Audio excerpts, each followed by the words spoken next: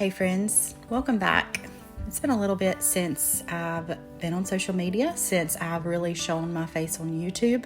It's been almost 3 weeks since I put out my last video.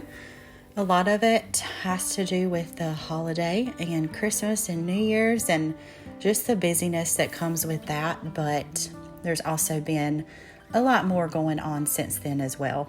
I know that many of you have already seen what has been going on the past few weeks, but maybe many of you haven't seen it. I posted a little thing on here with the community tab, and then if you don't follow me on Instagram is where you find like real time updates and like things that are happening that day. Obviously, it's just a lot easier on there versus with YouTube. It takes a little time to get things out, and you have to edit, you have to film, edit, upload. It takes a little bit. And so I know many of you have already seen what has been going on. It's been several weeks since we shared that we were expecting another baby. After the loss of our baby back in June, we announced that we were expecting another baby, a rainbow baby, as you would call a baby after a loss. And during the holidays, we found out that our baby no longer had a heartbeat. It's obviously been a really tough couple of weeks.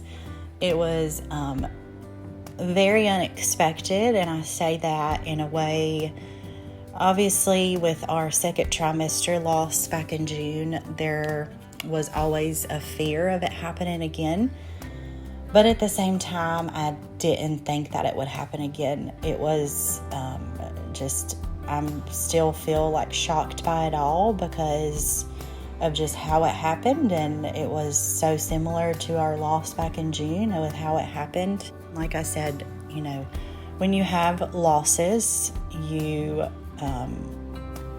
I guess I should speak for myself. You don't go through the pregnancy without the fear of it happening again. But I truly knew that no matter what the outcome was, it was out of my control.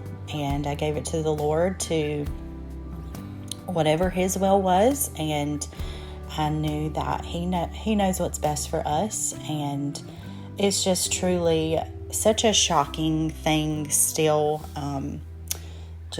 Honestly, just truly shocked that we're here again. Like back in June, we were out of town. I actually had a lot of anxiety going out of town beforehand. It's actually right before we went out of town, I remember talking on Instagram, like, we're going to go out of town for a few days. We're going to the mountains right after Christmas. And I'd gotten a message from someone on Instagram, and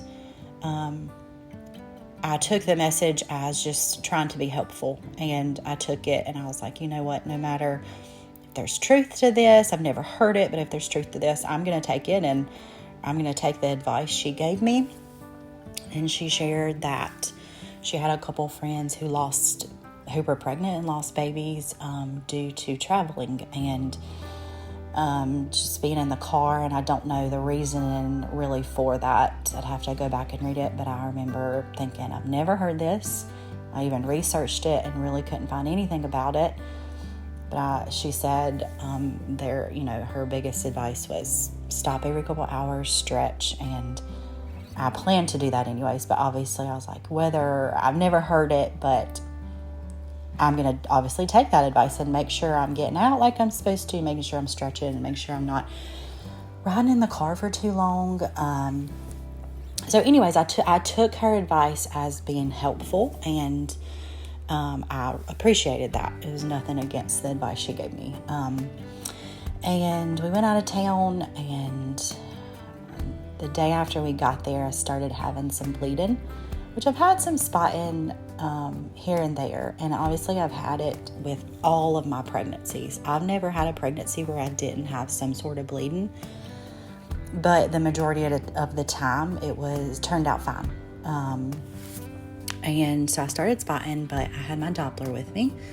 And I was able to find the baby's heartbeat, and I was reassured by that. And obviously with the bleeding, I checked it that morning, and then I checked it that night. Once we got home from just doing things, I was able to find it again. Woke up the next morning and I couldn't find the baby's. Actually, I woke up the next morning and I found the heartbeat. And I remember finding it and thinking, it sounds a little low. I knew it was the baby's heartbeat. I know the difference between mine and the baby's and the placenta and all that. And it was definitely like a faster heartbeat, but I was like, I don't know, it just seems a little lower than normal, but it's really hard to tell.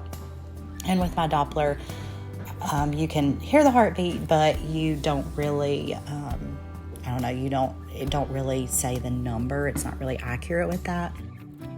I was like, okay, I found the heartbeat. Everything's great.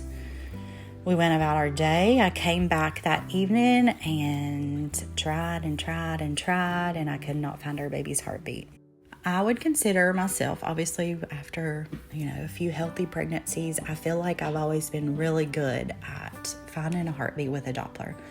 I've never, ever not been able to find the baby's heartbeat with any of my pregnancies unless something was wrong. And so I was very worried at that point, but we were out of town, and I knew no matter what was going on, nothing could be done anyways. And so I said, if anything, if I still continue not to find it, we'll leave a day early from our trip, go get checked out. And I woke up the next morning, and I had tried for hours at this point total. Still couldn't find our baby's heartbeat, and I feel like I knew by that point, but I still tried to remain hopeful because I had just found our baby's heartbeat the day before that.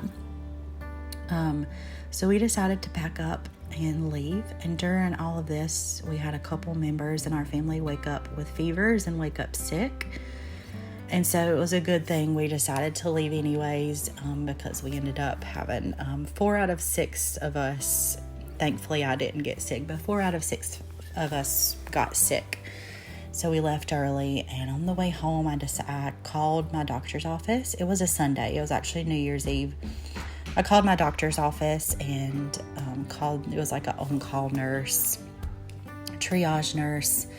She was like, well, before 16 weeks, it's not accurate to find it on the Doppler, and basically was like, I'm sure everything's fine, but, you're welcome to go to the ER. And I was like, I totally understand that. I totally understand that you probably have many people that come in for this same reason, but I know in my gut something's not right. So we decided to go get checked out that evening. So we did go get checked out, and as soon as they put the ultrasound machine, cut that on, we knew, and she didn't even have to say anything to us. We just knew there was no movement. There was no flicker of a heartbeat on the screen, and I can't explain the feeling of walking into a hospital with a baby in your belly and leaving feeling empty. It is such a painful, heartbreaking experience, and I know many of you have been there, and it is such a tough thing to go through. No matter how many kids I have at home, it is just so tough. And I remember sitting in the hospital when we just found out the news this time, and I remember thinking, Lord, thank you for my kids at home, because there was, when we lost our first babies many years ago, our quads, we came home to an empty house, and we came home to nursery furniture and 4 car seats, and it was very tough coming home to an empty home. And I remember thinking, Lord, thank you for my babies at home, and I just wanted to get back home to them more than anything.